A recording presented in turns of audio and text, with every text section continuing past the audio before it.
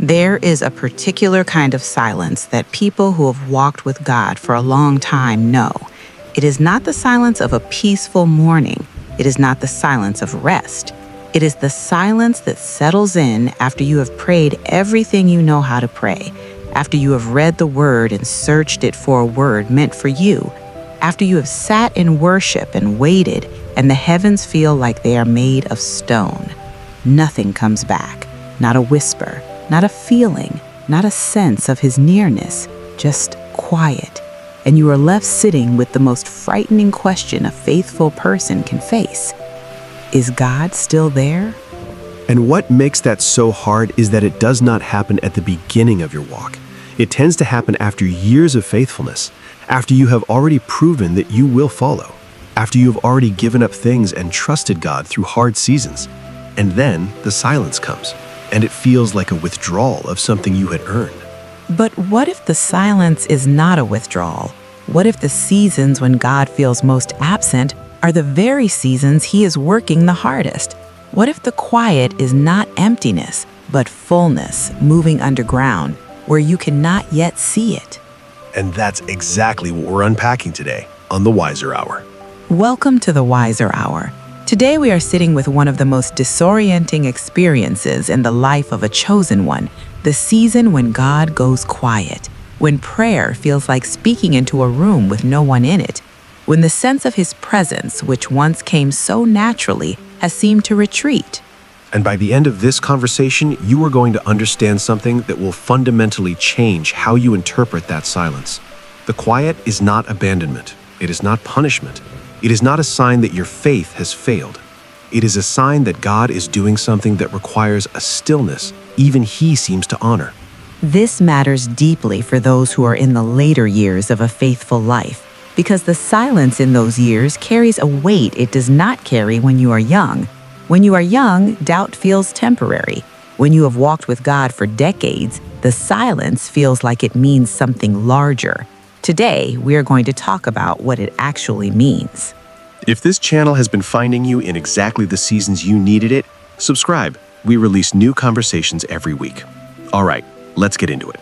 Across every wisdom tradition that has ever taken the inner life seriously, every culture, every era, every school of thought that devoted itself to understanding what happens in the soul of someone being transformed, they all documented the same phenomenon.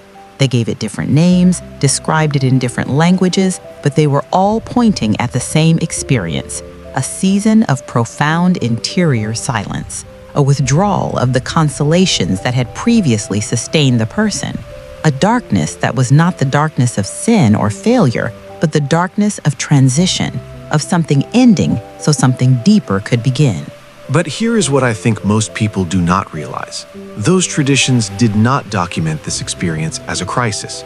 They documented it as a milestone, a sign that the soul had progressed far enough to be trusted with the harder work. That reframing alone changes everything. Because if you are in the silence right now and you have been interpreting it as evidence that something has gone wrong, what if it is actually evidence that something is going right? What if the silence is the next level, not the end of the road? You know what this feels like at this point in life. You remember seasons when you could feel God so clearly, when the word came alive on the page, when worship moved something in you that you could almost reach out and touch, when you knew without any doubt that he was near.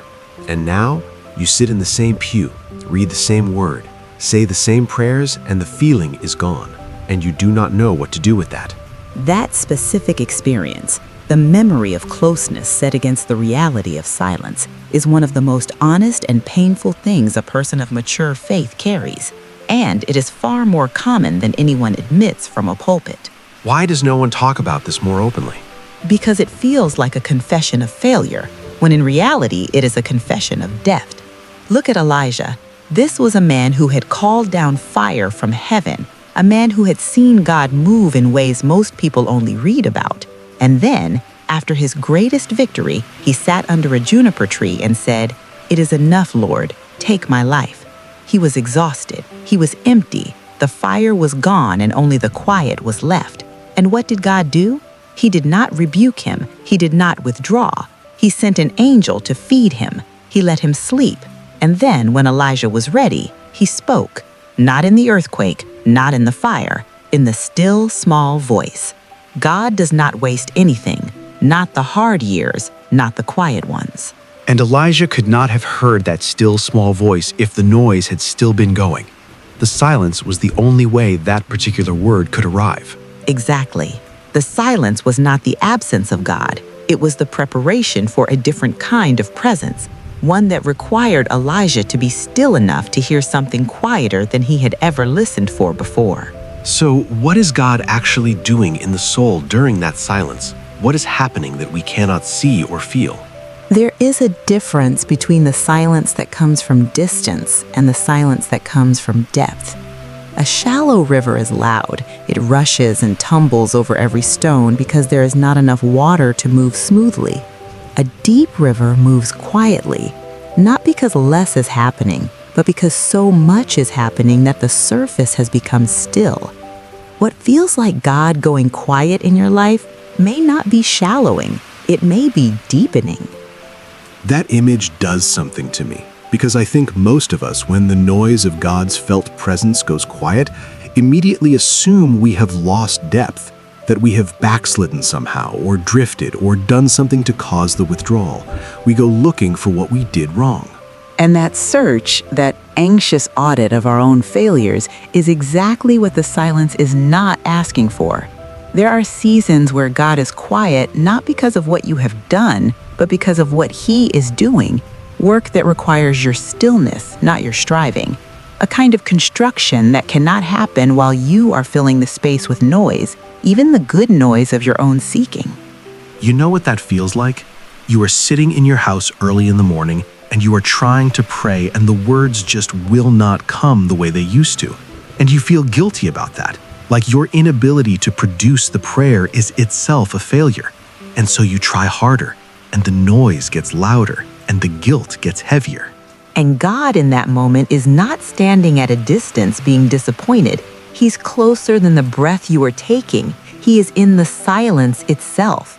The mystics who devoted their lives to understanding this, those unnamed men and women across the centuries who went into solitude specifically to seek God in the quiet, they discovered something that took most of them years to accept, that God is not only in the experiences we can feel, He is equally present, perhaps more precisely present, in the experiences we cannot feel at all. So what you're saying is the absence of feeling is not the absence of God. Those are two completely different things. Completely different. Feeling is a gift. It is real, it is meaningful, and God uses it. But feeling is not the foundation. Look at Job. Job lost everything. His children, his wealth, his health, his comfort, and then for chapters and chapters, God is silent. Job cries out. His friends offer their explanations, and God is quiet. And then, when God speaks, He does not explain the silence, He reveals Himself. And Job says, "I have heard of you by the hearing of the ear, but now my eye sees you." The silence did not separate Job from God. It brought him to a knowledge of God that the comfortable years never had. The cost of misreading the silence is real, though, because if you interpret God's quiet as rejection, you begin to pull back. You stop praying as honestly. You stop going to the places where you used to meet Him. And the very season that was meant to deepen you ends up distancing you, not because of anything God did, but because of the story you built around the silence. If you've been in a season of silence, maybe a long one, and you've been carrying it alone, drop it in the comments. Tell us what the quiet has felt like. You are not the only one who has been here. Because here's what the silence is doing that the noise could not. It's teaching you to find God beyond your feelings. And a faith that can find God beyond feelings is a faith that cannot be taken from you, not by age, not by loss, not by any season that comes in your latter years. That's the faith that finishes well. So what does it look like to carry this season faithfully in a practical, real way? What we are talking about is learning to cooperate with the silence rather than fight it. And that requires a shift in what you are looking for when you come to God. Because if you come every time searching for a feeling and leave every time having found nothing, eventually you stop coming. The practice is learning to come differently. And I want to say clearly, we are not talking about lowering your expectations of God.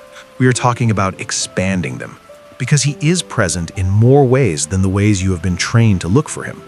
The first practice, stop measuring the prayer by what you felt during it. A prayer that felt dry and hollow and like it went nowhere is not a failed prayer. It is an act of will, of faithfulness, of showing up even when showing up costs you something. Those prayers are not smaller than the ones where you felt the presence of God like a fire. In many ways, they are larger because they cost more. That one reframes everything for me, because I have walked away from so many prayer times feeling like I had failed, when actually what I did was show up in the silence and stay. The second practice, look for God in the ordinary movements of your day during the silence. He does not stop speaking during the quiet season. He shifts the frequency. A conversation with a grandchild that lands in your spirit in an unexpected way. A scripture you've read 100 times that suddenly carries new weight. A moment of unexpected peace in the middle of a hard afternoon. The silence does not mean He is not speaking. It means He is speaking more quietly, and that requires you to listen more carefully. That is the one people skip, because when you're in the silence, you want the big experience, the burning bush, the still small voice that is unmistakable. And God is offering something smaller and more intimate, and it's easy to miss because you're still looking for the fire. The third practice, hold the silence before God as an offering, not a problem. This is the deepest one. Instead of coming to prayer saying, God, I cannot feel you, fix this, come saying, God, I do not understand this season, but I am in it with you. I am not going anywhere. The silence is yours as much as the fire was, and I trust that you are working in it. That posture, that surrender of the need to feel, is one of the most profound acts of faith a person can offer. For someone who's been in the faith for 40 or 50 years, that practice carries a particular weight because you have enough history with God to make that prayer honest. You've seen Him work before, you have the evidence, and now you're being asked to trust the evidence over the feeling. And that's what seasoned faith does that young faith cannot yet do. It draws on a lifetime of testimony to carry the seasons when the testimony feels far away. This week, one practice. When you sit down to pray and the silence is heavy, do not leave early. Stay 5 minutes longer than you want to. Not to produce a feeling, just to stay, as an act of declaration that the silence does not determine your faithfulness. Okay, let's bring it all together. Here is the deepest truth this entire conversation has been building toward. The seasons when God goes quiet are not the seasons He loves you less. They are the seasons He trusts you with something more. He trusted Elijah with a still, small voice only after the earthquake and the fire had passed. He trusted Job with the revelation of himself that came only through the silence.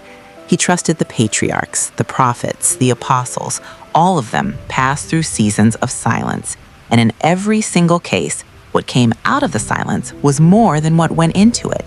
God does not waste anything. Not the hard years, not the quiet ones. What shifted for me sitting with this today is that I have spent so many seasons of silence asking God to break it. And I wonder now how many of those seasons I moved through too quickly. How much I missed by filling the space before He had finished working in it. Regardless of how long the silence has lasted in your life, regardless of how many mornings you have sat in it without a sense of His nearness, regardless of whether the quiet has been weeks or months or years, you have not been abandoned. The silence is not the end of the conversation. It is a different kind of conversation, one that requires more of you and offers more of Him. If you have been in a season of silence so long that you have started to wonder whether you still have a faith worth holding on to, this is for you. The fact that you are still here, still seeking, still showing up even when the showing up feels like nothing, that is not a small thing. That is the deepest evidence of faith there is. God sees the ones who stay in the quiet. He does not forget them. He is working hardest in them. And the silence will break, not because you earned it, because He promised it. He who began a good work in you will carry it through to completion. That promise was not made for the easy seasons. It was made for exactly this one. And perhaps the most mature prayer a person of seasoned faith can pray is simply this: Lord, I cannot feel you today, but I know you are here and I am not going anywhere.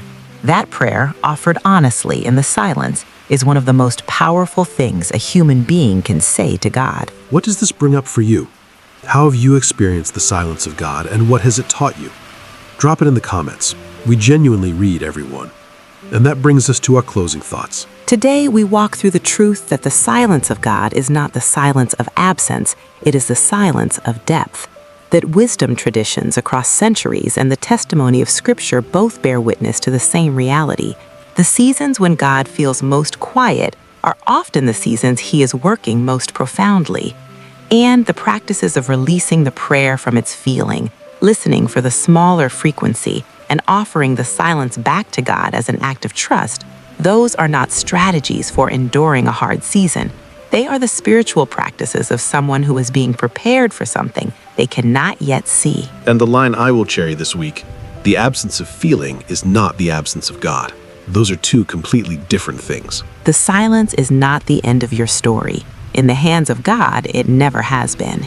He is working in it. He is present in it. And He has not brought you through everything you have survived to go quiet right before He finishes what He started in you. If this conversation sat with you today, please subscribe and share it. Pass it along to someone who is in a silent season and needs to hear that they have not been forgotten. Leave a comment below and let this community stand with you in the quiet. Next time, we're going to talk about something that touches every person who has loved deeply and lost. What God does with grief, how He moves in it, and why the people who have grieved the most are often the ones He uses most gently and most powerfully in the lives of others. Until next time, keep questioning, keep growing. This is the Wiser Hour.